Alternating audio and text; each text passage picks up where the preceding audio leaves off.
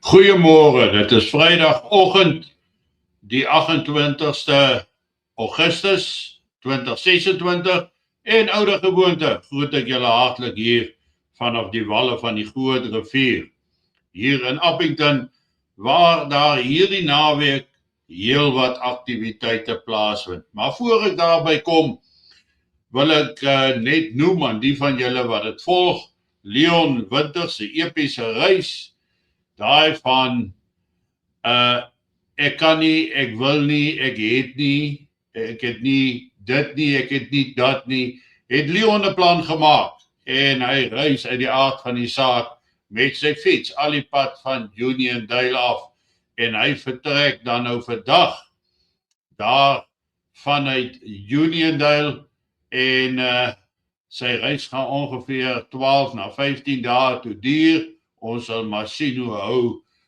Leon se fiksheid en hoe goed hou hy uit en aan en hoeveel rus daar werk hy tussenin in.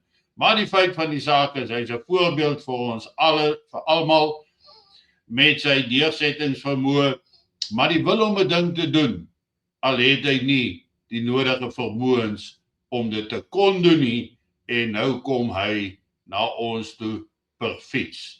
Ek sal elke dag vir julle vordering gee, ook maandagoggend, oor wat alles hierdie naweek gebeur het met hom. Mooi loop eers daar, en ja, Leon, jy moet mooi ry as jy luister, en ons staan bankvas agter jou. Dan, die volgende aktiwiteit van die naweek is natuurlik Chris Wyatt wat sy besoek hier by ons môre plaasvind en Sondag.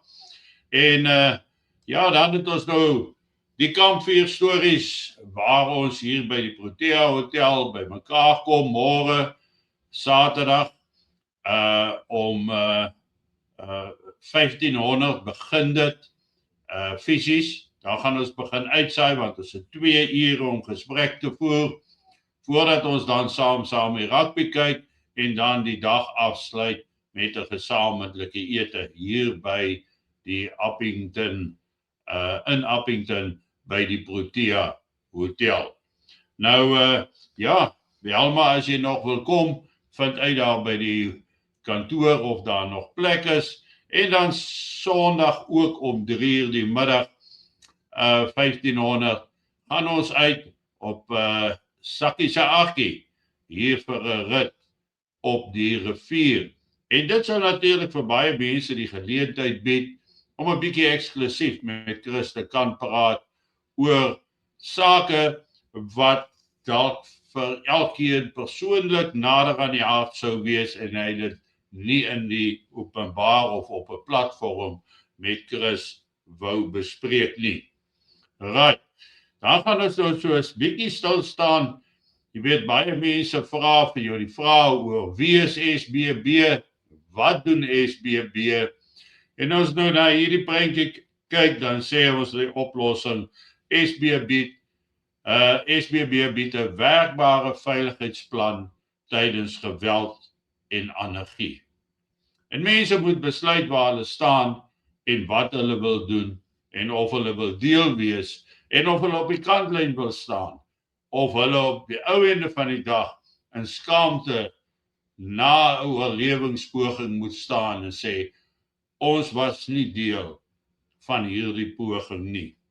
Maar dan, daar is ook al verskeie baie lokvalorganisasies bestaan en ja, die lokvalorganisasies wat mense versigtig maak om by organisasies aan te sluit. Dan kan ons begin hier by 1921 waar die Sowjetunie se geheime polisie 'n valse weerstandsbeweging op die been gebring het. En dit was natuurlik om die mense wat sou belangstel uit te lok sodat hulle geïdentifiseer kan word. Hulle het dit the trust genoem, die vertroue, met valse leiers, valse veiligheidshuise, vals geheime ontmoetings. En baie was dan ook deur Sowjet amptenare bygewoon en het opgetree as sympathiseerders. Hulle het vir 5 jaar lank hierdie illusie voortgehou voordat hulle besluit het om toe te slaan op die lede van hierdie organisasie. In vandag se tye is dit soveel makliker om dit te doen, maar dan kan jy sien dat daardie tipe van lokvalorganisasies uiteindelik lei tot die dood of tot niks nie. Nou in Suid-Afrika het ons ook al 'n paar voorbeelde gehad van sulke organisasies. Organisasies wat geskep was om die magsbalans daar te stel en dit reg te kry. Die balans tussen ver regs en ver links. En dit is hoekom die AWB destyds gestig was om die ver regse balanselement in te bring vir die ANC wat dan nou beskou was as ver links. En hulle was uit die aard van die saak. Maar dis die rede hoekom die AWB destyds gestig was en daar was nooit enige werklike planne dat die AWB sou optree sonder die wete van die regering van die dag nie en sonder die wete van die inligtingdienste nie. Ons kan dan gaan kyk dat die KP ook later as balans ingevoeg toe sekere dinge in die AWB nie meer volgens die inligtingdienste se profiele wou speel nie. Maar ons sit natuurlik ook met ander organisasies. Ons het nou al gesien hoe Louis Liebenberg 'n organisasie beginne wat hy alles beoog het en beplan het. Hoe dit op die ou einde deur hom vernietig was. Isak wat getrap het in die valstrik, ook deur Louis Liebenberg, Isak van Sail, die boerelegioen, ongelooflike skade berokken. En dan sit ons natuurlik met ander organisasies hier wat gestig is met die doel om mense saam te groepeer. Nie om hulle uit te haal nie, maar om hulle onder beheer te plaas. En ek dink dat SBB is tans een van die indien nie die enigste organisasie waar ek met 'n eerlike opregte hart kan sê dat ons het eerbare bedoelings aan die einde van die dag en dit is om ons mense te red. Nog nie op een stadium sedert die skeiding met die Suidlanders was daar op 'n hoë vlak geïnfiltreer nie. Baie het probeer steeds om SBB te infiltreer, maar ons eie teeninligtingsafdeling werk op hierdie ouens. Ons identifiseer hulle baie vinnig, isoleer hulle en los hulle daar en gee vir hulle wat ons wil hê hulle moet weet of hê wat hulle moet dink. Nou dit sê nie dat ons met enige onwettighede besig is nie, inteendeel, dit sê vir ons dat SBB stap 'n reguit eerlike pad. En die dag wanneer die regering totaal en al misluk om ons mense veilig te hou en hulle toekoms te verseker, hulle oorlewing te verseker, dan is ons daar om dit wel te doen. Maar dan is dit belangrik om betrokke te raak, om deel te raak van so organisasies soos SBB. Nou mense kan kies waar en by wie hulle wil aansluit, watter leiers vertrou hulle die meeste, vertrou hulle sektariese persone, vertrou hulle 'n persoon uit die sakewêreld uit, vertrou hulle 'n persoon wat sy hele lewe maar nog net was om mense so mondelings voor te berei en hulle saam te trek, maar daar is geen definitiewe plan vir hoe lyk dit aan die ander kant nie. SBB se groot verskil is dat ons hele topbestuur en riglyn is voormalige militêre ouens. Elkeen van hulle. En elkeen van hulle het ondervinding van noodsituasies, het ondervinding van krisisbestuur, het ondervinding en weet wat van ons verwag gaan word en gevra gaan word om ons mense te kan beveilig en om 'n hoop te bly bied aan diegene wat werklik wil oorleef as 'n volk in Suid-Afrika. En dis waar ons dan nou vandag staan en dit is hoekom ons gaan kyk weer eens, daar's so baie mense wat die vraag vra. Hulle sien die B-sticker agterop die voertuie.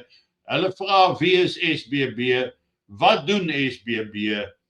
En dan is dit baie eenvoudig. SBB bied 'n werkbare veiligheidsplan tydens geweld en anargie wat saamgestel is deur ervare en kundige voormalige militêre lede wat gevorderd was tot op senior bevelsvlak, senior onderoffisiere, ander offisiere en onderoffisiere wat deel uitmaak van die struktuur, sodat ons kan verseker weet dat dit wat ons nodig het om te doen in 'n oorlewingssituasie, die dag wanneer die regering gefaal het om dit te doen, ons sal dit kan uitvoer na die beste van ons vermoëns en volgens ons berekeninge is dit ook die beste indien nie die enigste manier hoe jy 'n bydrae tot die oorlewing van jou volke kan maak nie, van jou volk. Jy kan gaan wegkruip ergens op 'n stuk grond, jy kan jou eiendom beskerm, jy kan jou plaas beskerm, jy kan beskerm wie en wat jy wil, maar jy het geen bydrae gemaak tot die oorlewing van 'n volk nie. En as ons as 'n volk wil oorlewe, het ons elke persoon nodig wat soos ons dink, wat soos ons voel, wat behoudend is, wat die Christelike geloof aanhang. Ons het elkeen nodig. Ons hoef nie met alles saam te stem nie. Ons hoef nie ooreen te stem oor alles nie. Maar dis baie belangrik. Dis baie belangrik dat ons almal een doelwit het. 'n Doelwit om te oorleef, maar nie net te oorleef nie. In 'n breër verband gesien, 'n volk te laat oorleef en nie 'n persoon noodwendig te laat oorleef nie. Dit gaan baie opofferings vra, dit vra reeds baie opofferings, dit vra harde werk, harde voorbereidingswerk. So daar is nie meer tyd verspeel nie, die tyd is verby. Die valse organisasies loop hulle vas, hulle tyd loop uit, want hulle het geen plan wat die volk behels nie, hulle het geen plan om te oorleef anders as net hulle self nie. Dis baie selfsugtig, want jy moet baie wyer en groter dink. Jy moet dink aan ons kinders se kinders, ons nageslag, en of daar enigstens vir ons nog plek in hierdie Afrika land gaan oorbly. Geniet vanoggend jou kondensmelk koffie en ek is dan maandagoggend weer terug by julle. En vir die van julle wat belangstel om aan te sluit, ja, gaan kyk op ons webtuiste suidlandbb.co.za en dan moet julle baie ernstig onthou. Ons is nie die Suidlanders nie. Ons het geen verbintenis met die Suidlanders nie.